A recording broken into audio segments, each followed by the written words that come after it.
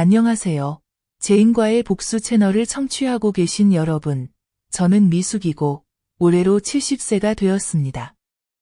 70해를 살아오면서 저는 많은 고난을 겪었고 남편 때문에 마음 아팠던 적도 자식 때문에 지쳐본 적도 있습니다. 하지만 저는 한 번도 생각해 본 적이 없습니다. 사람들이 노후의 평안을 바라는 이 나이에 제가 평생 키워온 아들로 인해 복수를 시작해야 할 줄은요. 그때 저는 남편과 수십 년간 함께 지은 단층집을 팔았습니다. 남편은 일찍 세상을 떠났고 저는 혼자서 외아들 현우를 키우고 공부시키고 결혼까지 시켰습니다. 그 애가 말하기를 엄마, 집 팔아서 우리랑 같이 살아요. 편하잖아요. 라고 했을 때 저는 아무 의심도 하지 않았습니다. 인생의 마지막 복인 줄 알았지요. 하지만 현우가 저를 데려간 아파트는 방이 2개뿐이었습니다. 하나는 부부의 방, 하나는 창고와 아기 침대가 있는 방. 저는 복도, 부엌 문 옆에 접이식 침대를 받았습니다. 밤에 누우면 냉장고 여닫는 소리, 모기 날아다니는 소리까지 다 들렸습니다. 제가 조심스럽게 말하면 현우는 집이 좁으니까 엄마가 참아야지 라고 했습니다. 저는 억지로 웃었지만 마음은 점점 차가워졌습니다. 어느 날 현우가 저를 앉혀놓고 아무렇지 않게 말했습니다. 엄마, 집 팔아서 3억 가까이 받으셨잖아요. 내 명의로 계좌 이체하면 편하니까 내가 아파트 사고 남은 돈은 저축해서 애 키울게요. 제가 그럼 엄마 몫은? 엄마는 뭐 가져가? 라고 묻자 현우는 잠시 저를 보더니 씁쓸하게 웃으며 엄마는 우리랑 같이 사니까 엄마 몫은 여기 있잖아요. 라고 했습니다. 저는 아무 말도 못했습니다. 동의해서가 아니라 말문이 막혀서였습니다. 내가 낳은 아들이 이렇게 냉정할 줄은 몰랐습니다. 그뿐만이 아닙니다. 그날 아침 제가 부엌에서 설거지하고 있을 때 현우가 직장에서 전화를 했습니다. 목소리는 복권에 당첨된 것처럼 들떴습니다. 엄마, 우리 와이프 임신했어요. 곧 손주 보시겠네요. 제가 아무 말도 못했는데 현우는 웃으면서 엄마, 기쁘죠? 라고 물었습니다. 저는 천장을 바라보며 손에 비누 거품이 묻은 채 마음이 바닥으로 떨어지는 것 같았습니다. 저는 천천히 한 글자씩 대답했습니다. 너 누구니? 전화기 너머는 조용해졌습니다. 저도 더 설명하지 않았습니다. 정말로 제 아들의 목소리가 낯설었기 때문입니다. 그 애는 더 이상 열이 나면 저를 안고 울던 아이도 시험 점수 자랑하며 집에 뛰어오던 학생도 아니었습니다. 지금의 현우는 같은 집에 살고 같은 밥상을 쓰지만 저를 낡은 물건처럼 대하는 낯선 사람이었습니다.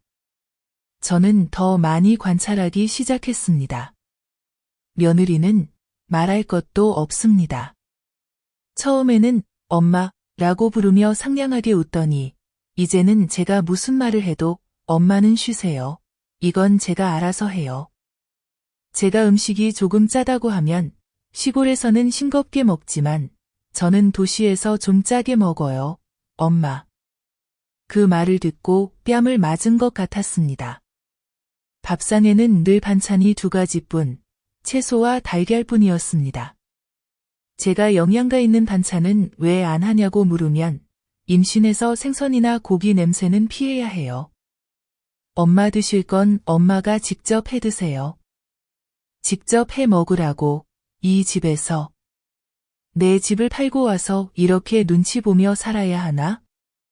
집 판 돈 얘기만 하면 현우는 늘 회피했습니다. 바쁜 척하거나 화제를 돌리거나 어떤 날은 엄마, 그만 좀 얘기해요. 분위기 망치잖아요. 라고 짜증을 냈습니다. 저는 늙었지만 눈이 멀지는 않았습니다. 제가 점점 소외되고 있다는 걸 알았습니다. 집안의 모든 결정에서 제 이름은 빠져 있었습니다. 의자를 하나 사려고 물어보면 엄마가 오래 계실 것도 아닌데 왜 물어보세요? 오래? 저는 바로 이 복도에 오래 있으려고 집까지 팔았는데. 어느 날 밤 화장실에 가다가 우연히 안방에서 들려오는 며느리의 속삭임을 들었습니다. 나 이제 지쳤어요. 어머님은 내 엄마도 아닌데 뭐든 간섭하고 피곤해. 그 말이 마지막 한 방울처럼 떨어졌습니다. 저는 돌아 누워 벽을 보고 누웠습니다. 마음이 텅 비었습니다. 며느리와 갈등은 흔한 일이라고 생각했지만 내 아들까지 돌아섰을 때 늙은 엄마인 저는 비로소 깨달았습니다. 나는 이미 그들의 인생에서 밀려나 있었다는 것을. 예고도 양해도 없이. 내가 가진 건 하나뿐, 아직 뛰는 심장과 흐려지지 않은 기억력. 저는 그들이 제게 했던 말, 행동, 하나하나를 기억할 것입니다. 저는 몰래 집 한 서류를 찾기 시작했습니다. 서류를 다시 확인하고 일기를 쓰기 시작했습니다. 미래를 위한 메시지처럼. 이 늙은 엄마는 조용히 죽지 않을 것이라고. 그날 아침 며느리의 속삭임을 엿들은 밤이 지나고 저는 일찍 일어났습니다. 해가 뜨지 않았지만 잠을 잘 수가 없었습니다. 복도의 차가움이 등을 파고들고 뼈마디가 더 아팠습니다. 저는 더 이상 가만히 있을 수 없다고 결심했습니다. 두 사람이 출근하자 저는 조용히 안방으로 들어갔습니다. 저는 원래 뒤지는 걸 못하지만 그날은 가슴이 쿵쾅거리고 손이 떨리면서도 서랍을 하나씩 열었습니다. 서랍에는 온갖 서류가 뒤섞여 있었습니다. 임신 진단서, 영수증, 아파트 등기증. 한 장씩 넘기던 중 침대 밑에 급히 밀어넣은 서류 뭉치를 발견했습니다. 꺼내보니 먼지가 두껍게 쌓여 있었습니다. 그 안에는 부동산 관련 서류 뭉치가 있었습니다. 이상하게도 제 집매매 계약서뿐 아니라 다른 땅 계약서도 있었고 명의는 현우였습니다. 집을 팔 때 현우는 모든 돈을 아파트에 썼다고 했는데 이 땅은 어디서 난 걸까요? 손이 떨리면서도 계속 넘겼습니다. 그러다 산부인과 진료 기록이 한 장 떨어졌는데 이름은 며느리가 아니었습니다. 자세히 읽어보니 1년이 넘은 기록이었습니다.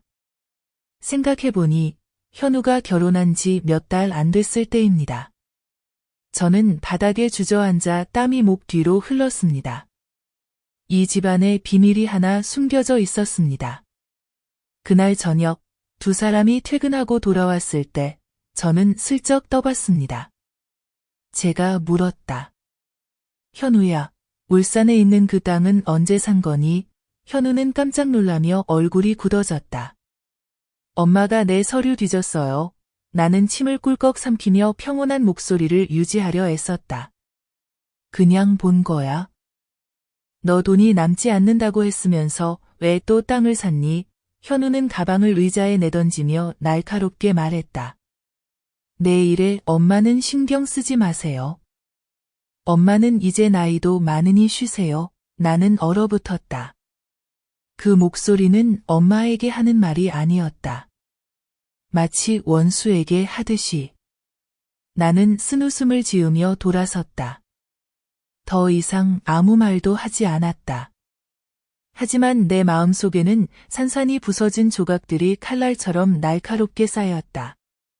밤이 되어도 잠이 오지 않았다.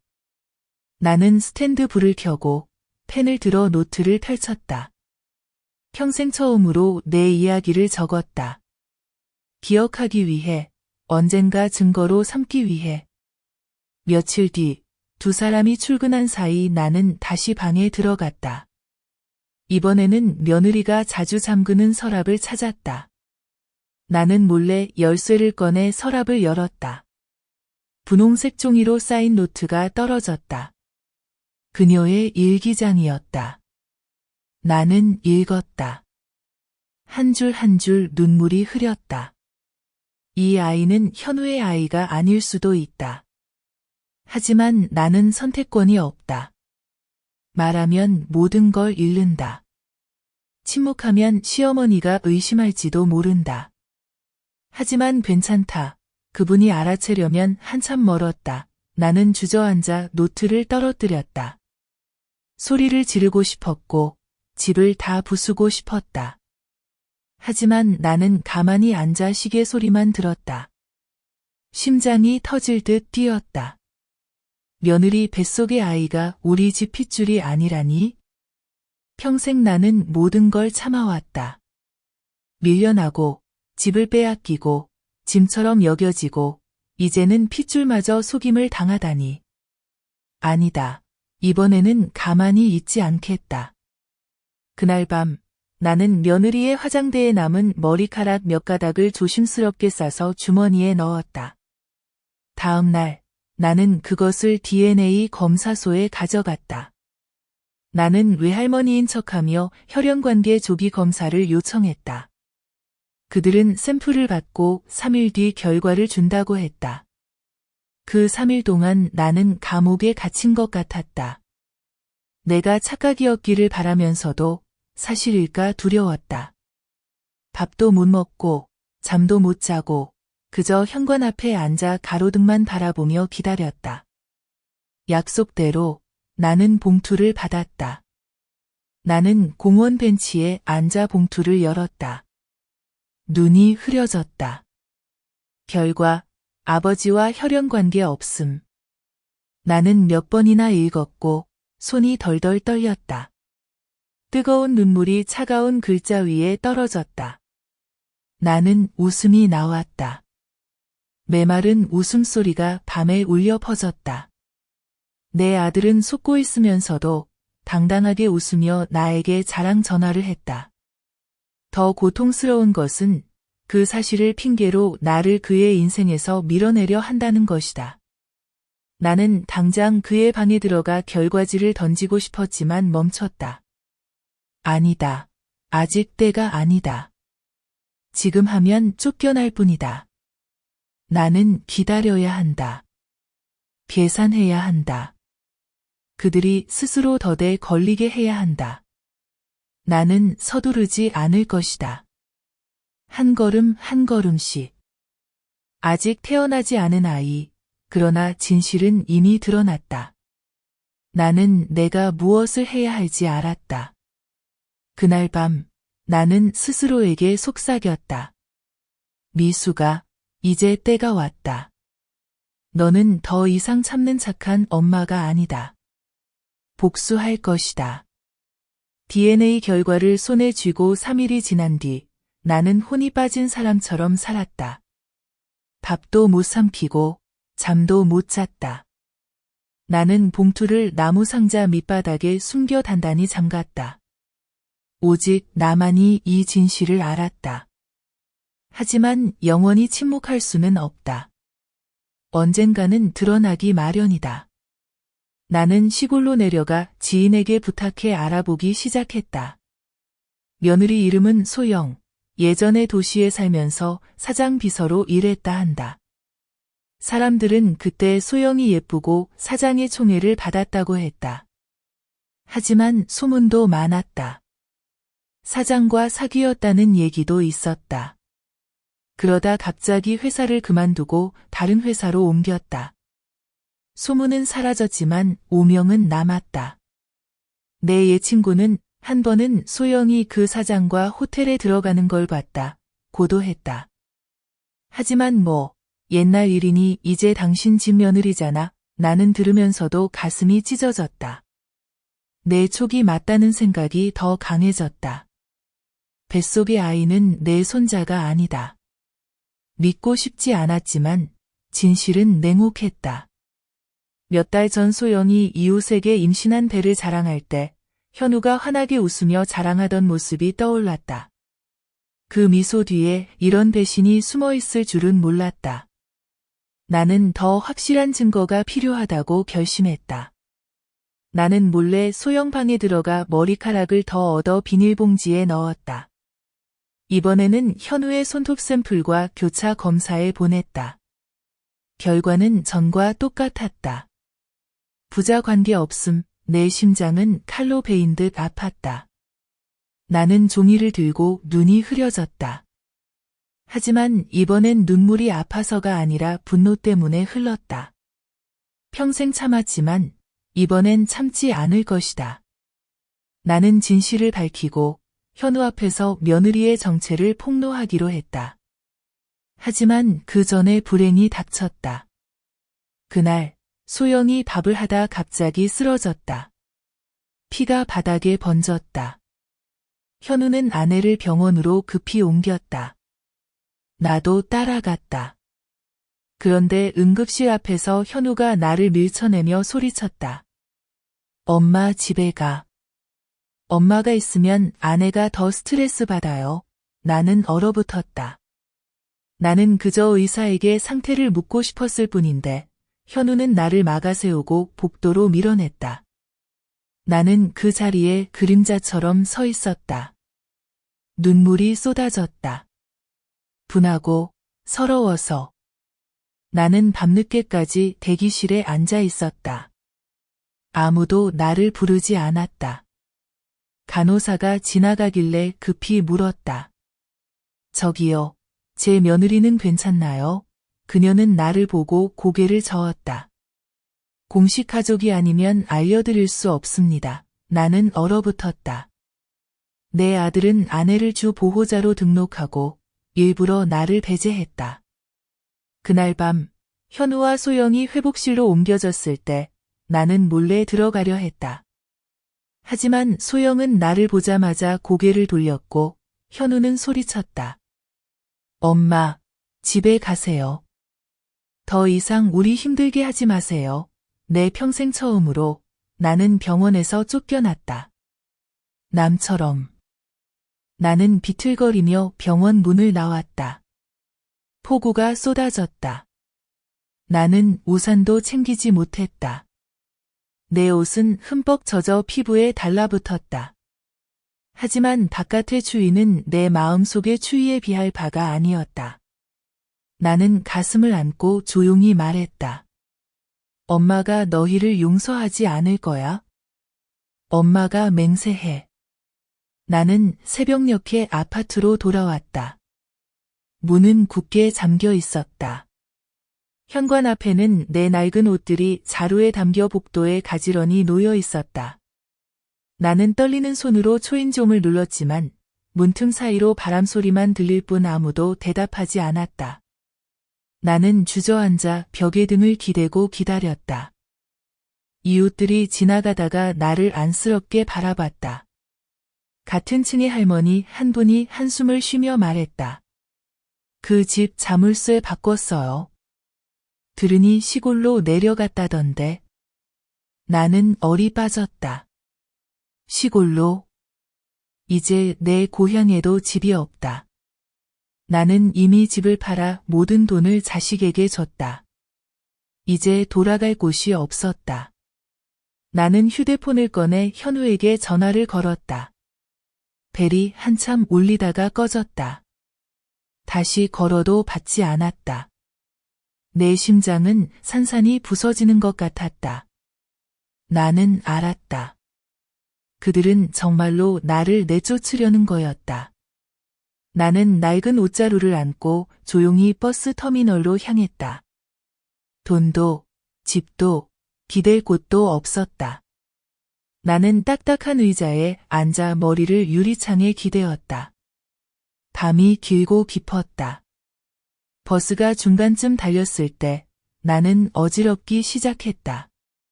온몸이 싸늘하고 심장이 미친 듯이 뛰었다. 나는 쓰러져 아무것도 모르게 되었다. 눈을 떴을 때 나는 하얀 방에 누워 있었고 형광등 불빛이 눈부셨다. 어리둥절한 나에게 간호사가 다가왔다. 이제 깨어나셨네요. 버스에서 실신하셨는데 다행히 누가 보건소로 데려다 줬어요. 나는 주위를 둘러보았다. 낯선 여자가 침대 곁에 앉아 물컵을 들고 있었다. 그 여자는 미소 지으며 말했다. 쓰러지시는 걸 보고 여기로 데려왔어요. 어젯밤 정말 추웠죠. 나는 더듬거리며 감사 인사를 했다. 어떻게 운명이 장난을 쳤는지 낯선 사람이 내 친자식보다 더 나에게 잘해주었다. 하루를 쉬고 나니 몸이 좀 나아졌다. 나는 가방을 들고 보건소를 나가려다가 밖에서 들려오는 소리를 들었다. 미숙, 미숙 아니야? 나는 돌아보았다. 나무 그늘 아래 한 남자가 서 있었다. 머리는 휘었지만 여전히 건장한 모습이었다. 나는 곧바로 알아보았다. 일석, 젊은 시절 나를 좋아했던 사람이었다. 우리는 인연이 닿지 못했고 그는 평생 독신으로 지내며 지금은 근처에서 농사를 짓는다. 나는 얼어붙은 듯 서 있었다. 수많은 추억이 밀려왔다. 가장 힘든 순간에 옛사람을 다시 만날 줄은 몰랐다.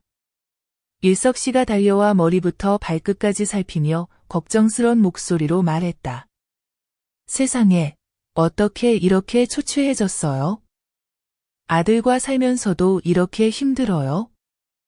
나는 입술을 깨물고 대답하지 않았다. 눈물이 그냥 흘러내렸다. 그는 한숨을 쉬며 고개를 끄덕였다. 됐어요. 말 안 해도 알아요. 우리 집으로 갑시다. 당분간 거기서 지내요. 몇 달 만에 처음으로 내 마음이 조금 가라앉는 것을 느꼈다. 하지만 그 평온함 속에는 꺼지지 않은 불씨가 남아 있었다. 나는 마음속으로 맹세했다. 일석 씨와의 재회는 내 인생의 전환점이 될 것이라고. 이제부터 나는 더 이상 혼자가 아니다. 나는 일석 씨를 따라 마을 외곽의 작은 집으로 갔다. 낮은 기와집, 푸른 채소밭, 이리저리 뛰노는 닭들, 부엌에서 나는 연기 냄새가 어린 시절을 떠올리게 했다. 나는 나무 의자에 앉아 마음이 가벼우면서도 서러웠다. 그가 따뜻한 차를 따라주며 나를 바라보았다. 무슨 일이 있었는지 말해봐요. 당신 눈에는 슬픔만이 아니라 분노도 보여요. 나는 목이 메어 집을 팔고 아들에게 쫓겨나고 며느리에게 무시당하고 아이의 비밀을 알게 된 일을 하나하나 털어놓았다. 일석 씨는 말없이 듣다가 가끔 손을 꼭 쥐었다. 내가 DNA 결과지를 보여주자 그는 이를 악물고 말했다. 이제 확실하네요. 처음부터 끝까지 속인 거예요. 하지만 당신이 졌다고 생각하지 마세요. 원한다면 내가 도와줄게요. 나는 그를 바라보며 눈을 빛냈다. 도와준다고요? 어떻게요? 나는 이제 집도 설 자리도 없는데. 아직 법도 있고 정의도 있어요. 집매매 계약서, 계좌 이체 내역 다 증거로 남아 있잖아요. 군에 아는 변호사가 있으니 같이 갑시다. 그날 오후 우리는 변호사 사무실에 갔다. 젊은 변호사는 내 얘기를 듣고 고개를 끄덕였다. 이건 충분히 소송할 수 있습니다. 아들과 며느리를 재산 강탈로 고소할 수 있어요. 문제는 할 용기가 있느냐는 겁니다. 나는 깊이 숨을 들이쉬고 크게 고개를 끄덕였다. 할 수 있어요. 나는 더 이상 잃을 것이 없었다. 그날부터 나는 계획을 세우기 시작했다. 먼저 일석 씨에게 부탁해 집매매 계약서 사본을 구해왔다. 그 다음 나는 도시의 지인에게 연락해 며느리 소영을 몰래 감시해달라고 부탁했다. 일주일 뒤 지인이 영상을 보내왔다. 소영이 카페에 들어가 한 남자와 다정하게 앉아 웃고 팔짱까지 꼈다. 말하지 않아도 누군지 알 수 있었다. 예전에 소문으로 들었던 그 상사였다. 나는 그 영상을 USB에 저장해 잘 감췄다. 이건 내가 숨겨둘 비장의 무기였다. 변호사도 말했다. 인내하세요. 한 번의 증거로는 부족해요. 증거가 연속적으로 있어야 법원이 당신 편을 들어줍니다. 나는 고개를 끄덕였다. 내 평생을 참고 자식 키웠으니 이제 복수를 위해서도 얼마든지 참을 수 있었다. 그날 밤 나는 잠들지 못했다. 현관에 앉아 높이 떠있는 달을 바라보며 속삭였다. 현우야, 엄마가 보여줄게. 엄마는 조용히 죽지 않아. 내가 엄마를 배신했으니 반드시 대가를 치르게 될 거야. 그리고 내 이야기를 계속하기 전에 잊지 말고 좋아요, 구독, 알림 설정 해주시고 제인과의 복수 채널에서 감동적이고 깊은 가족 이야기를 놓치지 마세요. 경청해주신 모든 분들께 감사드립니다. 내 이야기로 다시 돌아가겠다. 고소를 결심한 그날부터 나는 완전히 달라졌다. 더 이상 떨며 참고만 사는 노파가 아니었다. 나는 한 걸음씩 계산하며 움직였다. 일석 씨가 말했다. 복수는 조급하면 안 돼요. 이기려면 한 번에 베지 말고 조금씩 잘라야 상대가 스스로 무너지죠. 나는 고개를 끄덕였다. 그리고 시작했다. 첫 번째, 나는 지인에게 부탁해 옛집 명의이전 위임장 서류를 위조했다. 그 서류에는 돈을 받은 사람이 현우가 아니라 바로 나로 되어 있었다. 이것을 믿기로 삼아 그들이 당황하게 만들 생각이었다. 다음으로 예전에 장사할 때 내 이름으로 만들었던 은행 계좌를 다시 열었다. 변호사가 말했다. 재산을 관리할 의지가 있었다는 걸 입증해야 해요. 그 계좌가 도움이 될 겁니다. 그리고 나는 변호사와 함께 구청 법원에 소송을 제기했다. 현우와 소영이 노모의 재산을 가로챘다고 고소했다. 고소장을 책상 위에 내려놓고 빨간 도장이 쾅 하고 종이에 찍힐 때 내 심장은 두근거렸다. 마치 평생 참고 견뎌온 사슬이 이제야 풀린 듯 했다. 하지만 고소만으론 충분하지 않았다. 나는 그 작은 가족이 안에서부터 무너지게 해야 했다. 나는 위험한 게임을 시작했다. 소영의 외도 영상을 익명으로 그녀의 회사에 보냈다. 며칠 후 소영이 업무정지 처분을 받았다는 소식을 들었다. 회사가 혼란에 빠지고 동료들이 수근거렸다. 나는 미소를 지었다. 한 번의 화살로 그녀의 심장을 정확히 맞췄다. 여기서 멈추지 않았다. 나는 소영이 산부인과 진료를 받는 병원에도 민원을 넣었다. 민원서에는 그녀가 허위 서류로 임신 기록을 등록해 정보를 왜곡했다고 고발했다. 파장이 클 걸 알았지만 그게 내가 바란 일이었다. 동시에 나는 예전에 현우가 집을 팔아달라고 애원하며 내게 보냈던 메시지들을 다시 찾았다. 엄마, 걱정하지 마세요. 엄마 몫은 꼭 챙겨드릴게요. 나는 모두 인쇄해 서류철에 끼웠다.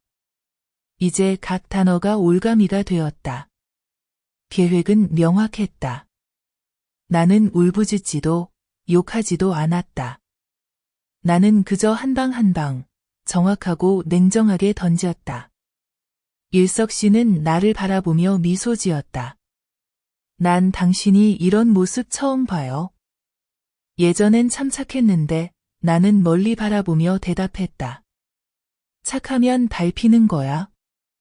이젠 나이도 들었고 두려울 게 없어. 나는 안다. 이 순간부터 나는 더 이상 시골 엄마가 아니었다. 나는 복수할 줄 아는 사람이 되었다. 그리고 이상하리만치 마음이 가벼워졌다. 내가 던진 첫 번째 한 방이 효과를 냈다. 불과 일주일 만에 소영의 소문이 그녀가 일하는 회사에 쫙 퍼졌다. 몇십 초짜리 영상 하나로 사람들의 수군거림이 끊이지 않았다. 소영은 무기한 업무정지 처분을 받았다. 그날 밤 현우는 무거운 얼굴로 집에 돌아왔다. 나는 지인에게서 소식을 들으며 멀리서 지켜봤다. 부부는 격렬하게 싸웠다. 현우가 소리쳤다. 말해. 영상 속 그 여자, 너 맞지? 소영은 말문이 막혔지만 끝내 부정했다. 사람들이 조작한 거야?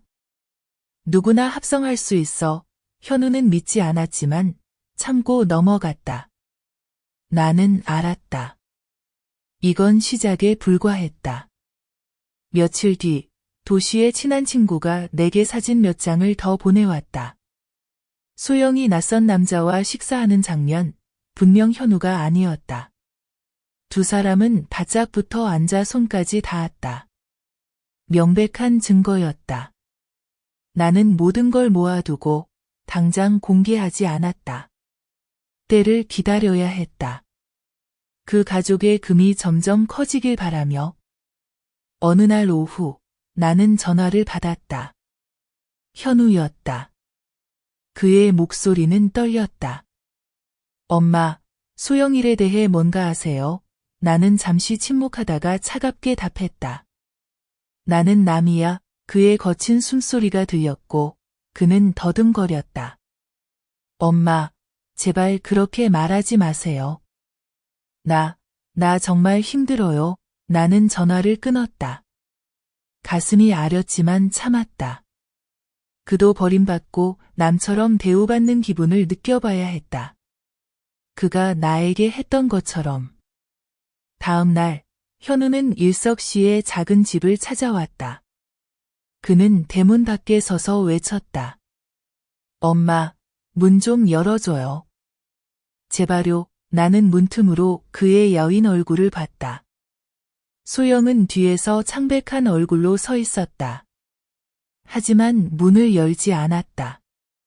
나는 문 밖으로 말했다. 나는 현우라는 아들이 없어. 그는 무릎을 꿇고 울부짖었다. 나는 돌아섰다. 마음이 아팠지만 입술은 굳게 다물었다. 이제 겨우 두 번째 단계였다. 그들은 반드시 대가를 치러야 했다. 그날 저녁 나는 일석 씨와 차를 마시고 있었는데 현우가 다시 찾아왔다. 혼자였고 얼굴은 초췌했고 눈은 깊게 꺼져 있었다. 나는 밖으로 나갔다. 안으로 들이지 않았다. 나는 현관에 서서 노란 불빛 아래 그의 초라한 모습을 똑똑히 봤다. 엄마, 한 번만 만나주세요. 현우가 떨리는 목소리로 말했다. 나는 팔짱을 끼고 짧게 대답했다.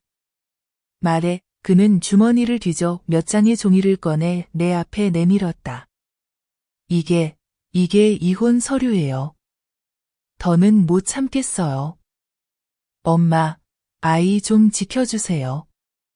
나는 그를 바라봤지만 종이에 손을 대지 않았다. 대신 내 옷에서 봉투를 꺼내 건넸다. 그 안엔 내가 모은 소영의 외도 사진과 증거가 다 들어 있었다. 현우는 떨리는 손으로 봉투를 열었다. 눈이 커지고 얼굴이 하얗게 질렸다. 나는 천천히 또박또박 말했다. 나는 돈도 집도 필요 없어. 진실만 필요해. 내가 서류에 사인하고 아이 양육권을 지키면 여기서 끝내겠다. 아니면 이 모든 자료가 법원에 올라갈 거야. 그는 현관 계단에 주저앉아 두 손으로 머리를 감쌌다. 한참 후 그는 고개를 세게 끄덕였다. 할게요. 일주일 뒤 이혼 소식이 공식적으로 퍼졌다. 소영은 직장도 남편도 잃었다. 집을 나서던 날 소영은 문 앞에서 울부짖으며 현우의 손을 붙잡았다. 오빠, 내가 잘못했어. 나 버리지 마. 하지만 현우는 돌처럼 차가웠다. 손을 뿌리치고 아이를 안고 곧장 떠났다. 그날 밤 나는 조용히 문틈으로 소영을 바라봤다. 그녀는 현관에 주저앉아 머리는 헝클어지고 목이 쉬도록 울었다. 나는 아무 말도 하지 않고 커튼만 닫았다. 내 마음 한켠의 쓰라림이 조금은 가셨지만 또 다른 한편은 더 뜨겁게 타올랐다. 이 게임은 아직 끝나지 않았다. 재판은 내가 생각했던 것보다 간단했다. 나, 현우, 변호사가 작은 방에서 마주 앉았다.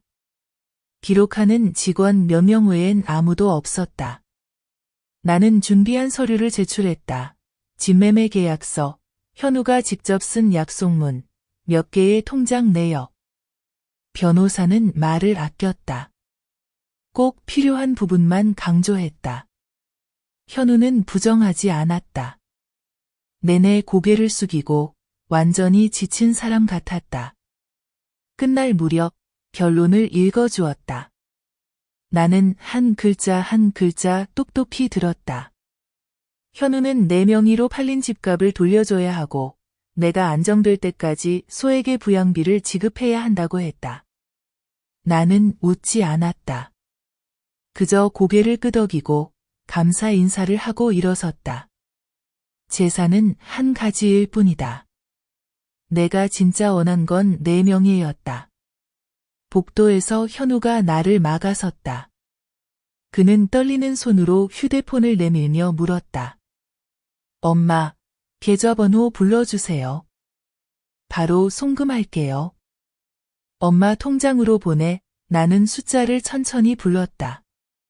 보내면 이제 끝이다. 몇 분 뒤 내 폰에 메시지가 왔다. 돈이 입금됐다. 정확한 금액이었다.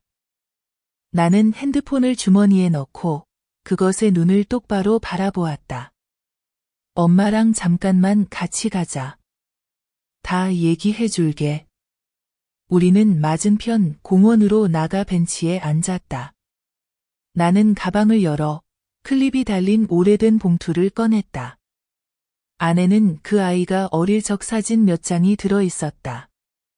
대머리에 활짝 웃는 입, 손에 죽 그릇을 안고 있는 모습이었다. 나는 사진을 무릎 위에 올려놓고 한참을 바라보다가 천천히 말했다.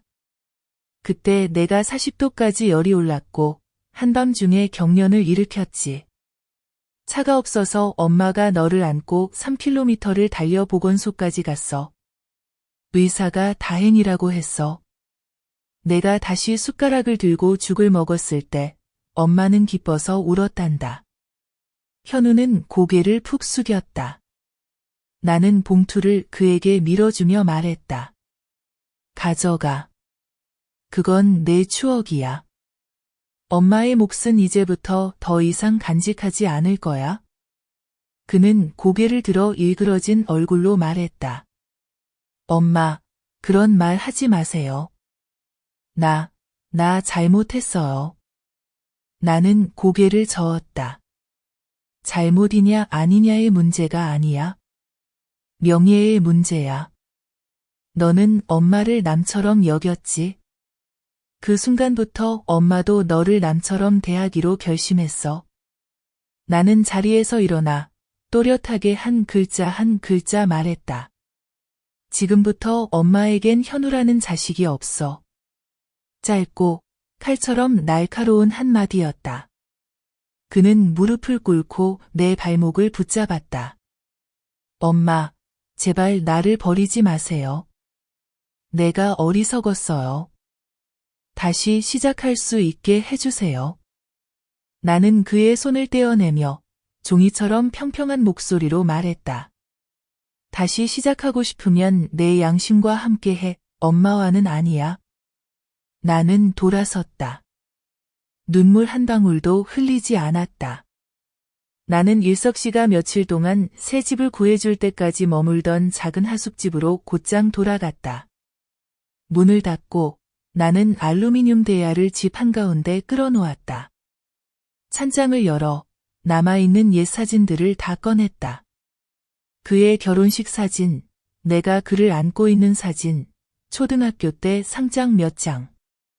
나는 그것들을 가지런히 쌓고 라이터를 켜 불을 붙였다. 나는 불꽃에 조용히 말했다. 빚은 끝났다. 종이가 활활 타오르며 매캐한 냄새가 났다. 나는 서서 손을 떨지 않고 지켜보았다.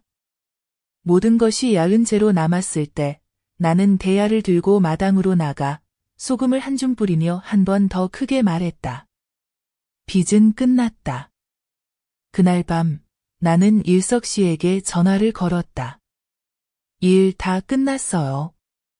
그는 간단히 대답했다. 이리 와요. 방이 비었어요. 다음 날 아침 나는 옷 몇 벌, 수첩, 오래된 털목도리를 가방에 넣었다. 하숙집 문을 잠그고 주인에게 열쇠를 돌려주었다. 아무도 아무 말도 하지 않았다. 나는 일석 씨의 낡은 오토바이에 올라타 가방을 가슴에 꼭 안았다. 바람이 얼굴을 때렸지만 눈이 시큰한 것은 울어서가 아니었다. 일석 씨의 집은 소박했다. 나무 침대, 대나무 탁자, 장작 아궁이. 나는 가방을 내려놓고 소매를 걷어 부엌에 들어갔다. 그가 웃으며 말했다. 좀 쉬어요. 아니요, 저는 일해야 해요. 일하면서 잊을 거예요. 나는 채소를 다듬고 쌀을 씻어 가스레인지를 틀고 작은 중냄비를 올렸다. 내 손은 익숙하게 칼질을 했다. 곧 향긋한 냄새가 퍼졌다. 우리는 천천히 먹었고 아무도 말이 많지 않았다. 식사 후 나는 마당에 나가 계단에 앉았다. 나는 처음부터 다시 사는 연습을 시작했다. 아침엔 일찍 일어나 채소에 물을 주고 잡초를 뽑고 닭에게 먹이를 주었다. 점심엔 잠깐 누웠고 저녁엔 털목도리를 몇 줄 떴다. 밤에는 차를 우리고 가만히 앉아 벌레 소리를 들었다. 첫날은 내 손이 어색했고 눈은 아직 도시를 향했다. 다음 날엔 마음이 조금 덜 아팠다. 나는 TV를 켜지 않았고 필요하지 않으면 핸드폰도 열지 않았다. 일찍 자고 일찍 일어나는 습관을 들였다. 매일 아침 차를 우리고 찻잔을 현관 앞에 놓고 멀리 반짝이는 도시를 바라보았다. 거기에는 내가 불태운 것들이 있었다. 여기에는 새로운 인생이 싹트고 있었다. 일주일 후 현우가 딱 한 통의 메시지를 보냈다. 엄마, 돈 다 보냈어요. 엄마가 화난 거 알아요. 언젠가 필요하면 갈게요. 나는 읽고 답하지 않았다. 메시지를 저장했다. 마침표를 저장하듯이.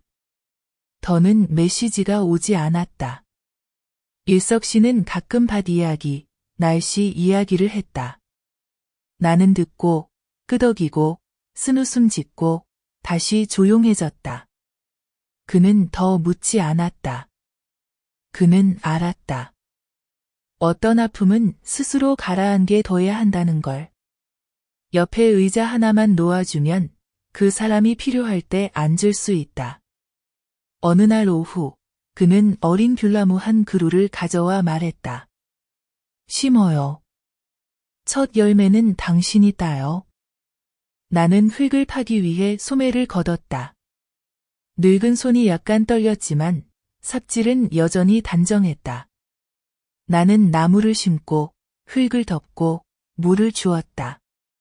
나는 나무를 바라보며 내게 말하듯 말했다.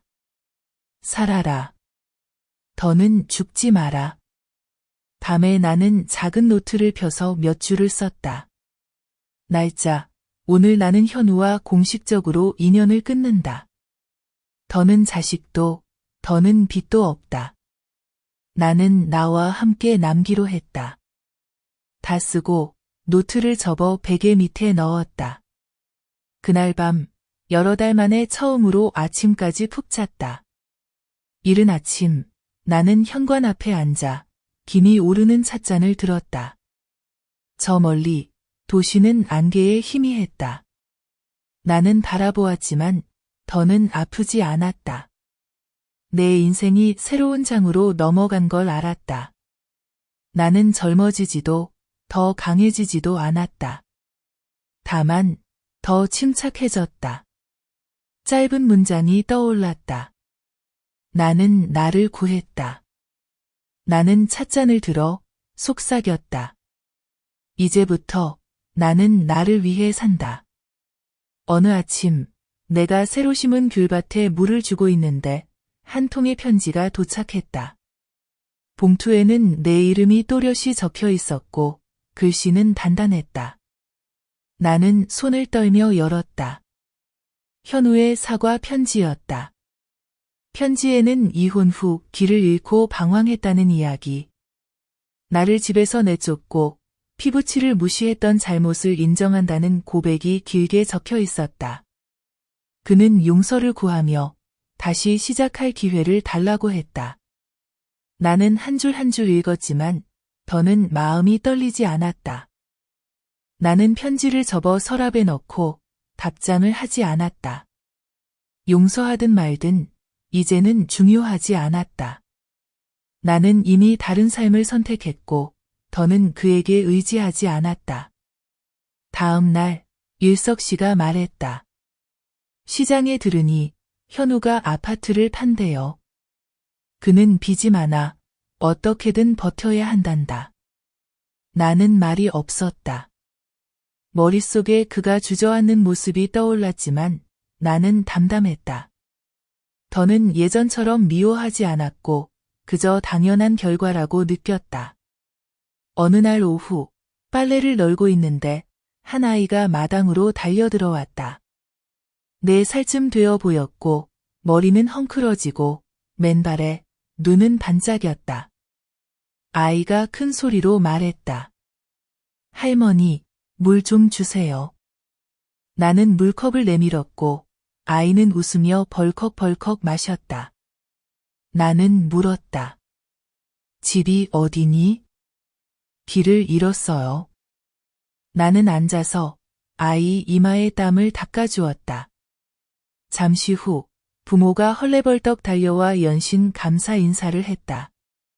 나는 그들의 뒷모습을 바라보며 마음이 조금 흔들렸다. 나는 한때 모든 것을 잃었다고 생각했지만 인생에는 여전히 이렇게 따뜻한 순간들이 남아있다는 것을 알게 되었다. 그 밤 나는 노트에 이렇게 썼다. 나는 더 이상 복수가 필요하지 않다. 나는 그저 살아가고 내 마음이 평온해지는 것을 보면 된다. 하지만 곧 그 문장을 지워버렸다. 왜냐하면 나는 아직도 어딘가에 남아있는 증오가 사라지지 않았다는 것을 알았기 때문이다. 나는 그저 그것을 숨기고 다른 기회를 기다리고 있을 뿐이다. 그날 밤 현우의 사과 편지를 접어두고 아직 답장할 생각이 없던 참에 일석 씨 집대문 초인종이 2번이나 급하게 울렸다. 나는 달려나갔다. 한 젊은 여자가 말랐고 손에는 천으로 감싼 아기를 안고 있었다. 그녀는 피곤해서 쉰 목소리로 한 번에 말했다. 저는 은경이에요. 현우 쪽 사촌입니다. 소영이 엄마가 이 아이를 여기로 데려오라고 했어요. 할머니가 돌봐주실 거야 라고 하셨어요. 저는 그냥 시키는 대로 했어요. 그녀는 아이를 내 손에 안겨주고 천 가방을 하나 더 건넸다. 몇 벌의 옷, 분유 한 통, 급히 쓴 쪽지 한 장이 들어있었다. 부탁드려요. 나중에 저희가 다시 얘기할게요. 나는 더 묻지 않았다. 나는 아이를 안았다. 아이의 몸은 뜨겁고 구름처럼 가벼웠다. 아이는 까만 눈을 뜨고 나를 빤히 바라보더니 조용히 입술을 빨았다. 이제 가렴. 고마워. 나는 말했다. 여전히 아이의 목을 받치고 있었다. 은경은 고개를 끄덕이고 등을 돌려 빠르게 걸어갔다. 더 머물면 마음이 바뀔까 두려운 듯 했다. 대문이 닫히고 마당은 고요했다. 일석 씨가 뒤에 서서 말없이 있었다. 나는 아이를 조금 더 바라보다가 아주 천천히 말했다. 이제부터 넌 할머니랑 같이 있는 거야. 그날 밤 나는 대나무 침대 옆에 돗자리를 펴고 분유를 따라 한 숟가락씩 먹여주었다. 아이는 천천히 마시고 천천히 숨쉬다가 잠이 들었다. 나는 침대머리에 기대 앉아 한숨도 자지 못했다. 내 머릿속에는 오직 한 가지 생각만 있었다. 더 이상 이 아이가 외롭지 않게 해달라. 아침이 되자마자 내가 한 첫 번째 일은 아이의 임시 거주 등록을 하러 동사무소에 가는 것이었다. 나는 오래된 서류를 들고 아이를 안고 갔다. 직원이 물었다. 관계가 어떻게 되세요? 할머니입니다. 나는 망설임 없이 대답했다. 일석 씨가 옆에 서서 고개를 끄덕이며 확인해 주었다. 그들은 임시 도장을 찍어주고 나중에 서류를 보충하라고 했다. 나는 제가 하겠습니다. 라고 말했다. 그 후의 날들은 새로운 삶의 리듬이 되었다. 나는 새벽부터 일어나 분유를 타고 기저귀를 갈고 쌀을 재서 죽을 끓이고 아이를 안고 마루에 나가 햇볕을 쬐었다. 아이는 자주 깜짝 놀라 잠에서 깨고 잠깐 자다가 울곤 했다. 나는 안아주며 박자를 맞추어 두드리고 기억이 가물가물한 자장가를 나직하게 불러주었다. 아이는 조용해져 내 가슴에 머리를 비볐다. 우유 냄새, 타월 냄새, 옛날의 냄새가 났다. 아이의 모든 행동은 현우가 어렸을 때를 떠올리게 했다. 분유를 먹고 나면 자주 딸꾹질을 했고 두 손을 폈다가 다시 오므렸다. 3달 된 현우와 똑같았다. 목에서 소리를 내며 혼자 웃기도 했다. 나도 똑같이 그랬다. 나는 아이에게 할머니라는 말을 가르쳤다. 조용히 인내심 있게 속삭이며 마치 빗방울이 처마에 고르게 떨어지듯이. 어느 날 아침 아이가 할머니와 비슷한 소리를 냈다. 나는 멈춰섰고 가슴이 벅차올랐다. 그래, 할머니야. 나는 웃으며 손이 떨리는 것을 숨기지 못했다. 2 글자면 충분했다. 일석 씨는 무거운 일은 모두 맡아주었다. 시장에 가서 분유, 기저귀, 따뜻한 물을 사오고 작은 나무 요람을 만들어 내 침대 옆에 붙여놓았다. 내가 아이를 너무 오래 안아 허리가 아프면 그는 다가와 손을 내밀었다. 제가 잠깐 안아줄게요. 아이 칭얼거릴 텐데요. 내가 말했다. 칭얼거리면 달래주면 되죠. 그는 흙처럼 순한 웃음을 지었다. 어느 날 밤, 갑자기 날씨가 건조해지고 대나무 숲바람 소리가 거세졌다. 아이가 미열이 나기 시작했다.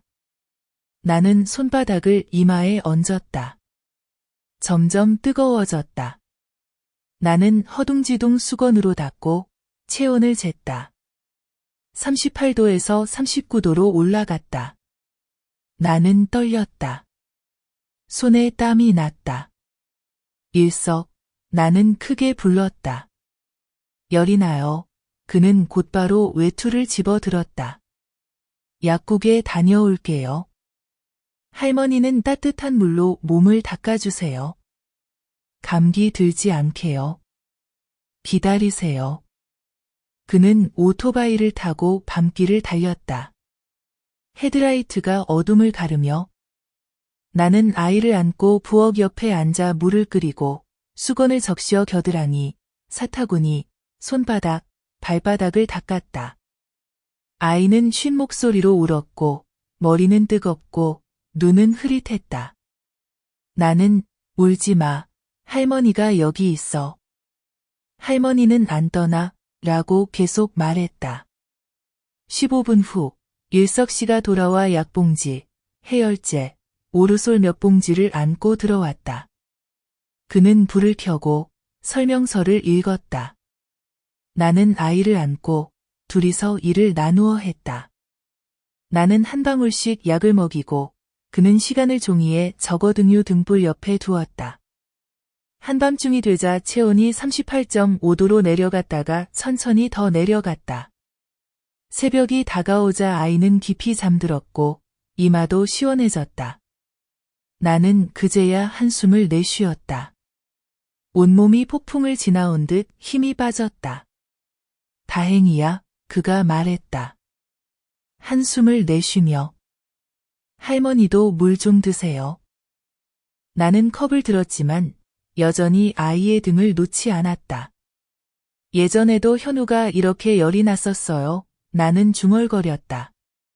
밤새 아이를 안고 마당에 있었다가 바람이 잦아들기를 기다렸지요. 그는 나를 바라보았지만 아무 말도 하지 않았다. 어떤 일은 위로가 필요하지 않다. 그저 곁에 앉아 있는 것만으로도 된다. 다음 날 아침, 아이는 깨어나 배가 고파 분유를 잘 먹었다. 나는 울듯이 웃었다. 현관에 어젯밤 뛰어다니느라 젖은 내 슬리퍼가 보였다. 나는 그것을 벽에 널고 집으로 돌아왔다. 일석 씨가 요람에 거친 나무 부분이 아이 피부에 닿지 않게 다시 톱질하고 있는 것을 보았다. 나는 말했다. 잠깐 쉬세요. 아직이요. 그는 계속 톱질하며 말했다. 이걸 맞춰야 해요. 아이는 기다려주지 않으니까 그날 나는 한 가지 결심을 했다. 나는 새 노트를 꺼내 시멘트 포장지로 싸고 첫 장에 이렇게 썼다. 아이에게 보내는 일기, 날짜를 적고 짧고 또렷하게 군더더기 없이 썼다. 오늘 아이가 할머니를 불렀다. 아이가 열이 나서 할머니는 무서웠다. 아이가 열이 내려서 할머니는 기뻤다. 아이가 자면 할머니는 곁에서 바라본다. 할머니는 떠나지 않는다. 다 쓰고 나는 노트를 베개 밑에 두었다. 매일 밤 나는 다시 펴서 몇 줄씩 더 썼다. 아이가 트림을 잘하는 법을 배웠다. 악수하는 법을 알았다. 닭 울음소리를 들으면 웃었다. 할머니가 침대 머리를 두드리면 잘 잤다. 나는 값싼 카메라로 사진을 몇 장 더 찍어 테이프로 노트 중간에 붙이고 연, 월, 일을 또박또박 적었다. 나는 일석 씨에게 당부했다. 나중에 내가 없으면 이걸 아이에게 주세요. 꼭 기억해요. 기억할게요. 그는 짧게 대답했고 나를 보지 않고 못질만 바라보았다. 나는 동네 여성회관에도 가서 보호자 등록 절차를 물었다. 그들은 준비해야 할 서류 목록을 주었다. 출생증명서, 거주확인서, 임시보호 신청서. 나는 고개를 끄덕이며 한 장 한 장 받아서 차곡차곡 정리해 집으로 가져왔다. 나는 몇 번이고 읽으며 서명이 필요한 곳에 밑줄을 그었다. 나는 빠뜨리지 않았다. 나는 절대 빠뜨릴 수 없었다. 하루하루가 흘렀다. 아이는 매주 자라났다. 요람 난간을 잡고 몸을 일으켜 마당을 바라보며 입으로 소리를 냈다. 나는 아이에게 벽에 비친 내 손 그림자를 보여주며 이리저리 움직였다. 아이는 깔깔 웃었다. 나는 손뼉 치는 놀이를 가르쳤고 아이는 금방 배웠다. 매일 저녁 나는 아이의 발바닥에 오일을 바르며 오일을 바르면서 현우가 4살 때 도랑가에서 진흙탕에 넘어졌지만 여전히 웃었던 이야기를 해준다. 나는 나 자신에게 상기시키기 위해 이야기한다. 더 이상 원망하지 말자. 하지만 이야기를 끝내고 나면 마음이 여전히 아프다. 현우가 연락을 했나? 했다. 두세 번 나는 전화를 받았고 짧은 대화만 했다. 아이의 상태만 알렸을 뿐이었다. 그는 대충 대답하고 올라와서 보겠다고 했지만 결국 사라졌다. 나는 기다리지 않았다. 나는 바빴고 소영은 왔나? 아니, 오지 않았다. 딱 한 번 그 집에서 급히 전해온 말, 일단 이렇게 두세요, 임시로. 임시라는 두 글자는 가슴에 돌덩이처럼 놓여 있는 듯하다. 어느 날 오후 소나기가 쏟아졌다. 나는 아이를 안고 처마 밑에서 비를 바라봤다. 아이는 손을 뻗어 튀는 빗방울을 만지려 했다. 나는 아이의 손을 잡아당기며 조용히 말했다. 크면 그때 장난치자. 지금은 보기만 해. 아이는 웃으며 내 목에 머리를 기대었다. 아이의 온기가 내게 전해져서 갑자기 빗줄기가 부드러워진 듯했다. 그날 밤 일기를 다 쓰고 나는 노트를 덮고 누워서 여전히 아이의 등에 손을 얹었다. 나는 앞으로의 길을 생각했다. 보호신청 서류, 분유갑, 예방접종, 유치원, 불확실한 미래. 나는 일석 씨가 몸을 뒤척이며 조용히 한숨 쉬는 소리를 들었다. 나는 벽 너머로 조용히 말했다. 고마워요. 응, 자요. 그의 목소리는 낮고 짧았다. 나는 눈을 감았다. 머릿속에는 오직 한 문장만이 또렷하고 간결하게 남았다. 나는 아이를 지킬 거야. 남은 인생을 다해 지킬 거야. 누구에게 복수하려는 게 아니라 내 자신에게 속죄하기 위해 한때 아들을 길을 잃게 했던, 행복을 놓쳤던 늙은 엄마로서 이번에는 놓지 않을 것이다. 내일 아침 나는 면사무소에 보호신청서를 제출할 것이다.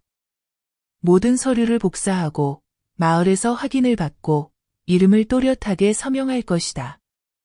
점심에는 호박죽을 곱게 갈아 끓일 것이다. 오후에는 기저귀를 빨아 가지런히 넣을 것이다. 저녁에는 아이에게 새로운 단어를 하나 더 가르칠 것이다. 할머니, 집, 평안. 희망이 싹 텄다. 작지만 빛난다. 그날 오후 비가 쏟아졌다. 나는 처마 밑에서 기저귀를 말리고 있었는데 대문이 틱 소리를 내며 열렸다. 일석 씨가 막 일어서려던 참에 한 남자가 비를 맞으며 들어왔고 그 뒤로 얇은 우비를 입은 의사가 따라왔다. 남자가 고개를 들었다. 나는 얼어붙었다. 현우였다. 하지만 내 현우가 아니었다. 낯선 눈빛, 어색한 걸음, 길을 잃은 아이처럼 입술을 꾹 다문 모습. 의사가 우비를 벗으며 급히 말했다. 미숙 씨 맞으시죠? 이분이 정확히 이름을 말했어요. 환자는 오토바이 사고로 가벼운 뇌진탕을 입었고 일시적 기억 상실이 있습니다. 현재는 젊은 시절까지만 기억하고 최근 몇 년은 하얗게 지워졌어요. 나는 가슴속 의자가 끌리는 듯한 느낌을 받았다. 현우는 주위를 둘러보며 어리둥절해했다. 그는 조용히 마치 낯선 이름을 시험하듯 불렀다. 엄마, 미숙. 나는 고개를 끄덕였다. 목이 꽉 막혔다. 엄마야, 의사는 약봉지를 건네며 말했다. 평소처럼 돌보시고 큰 자극은 피하세요. 기억을 억지로 떠올리게 하지 마세요.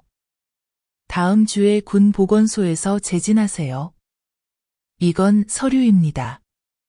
이상 증세가 있으면 바로 데려오세요. 나는 고개를 끄덕였고 일석 씨는 의사를 대문까지 배웅했다. 나와 현우만 처마 밑에 남았다.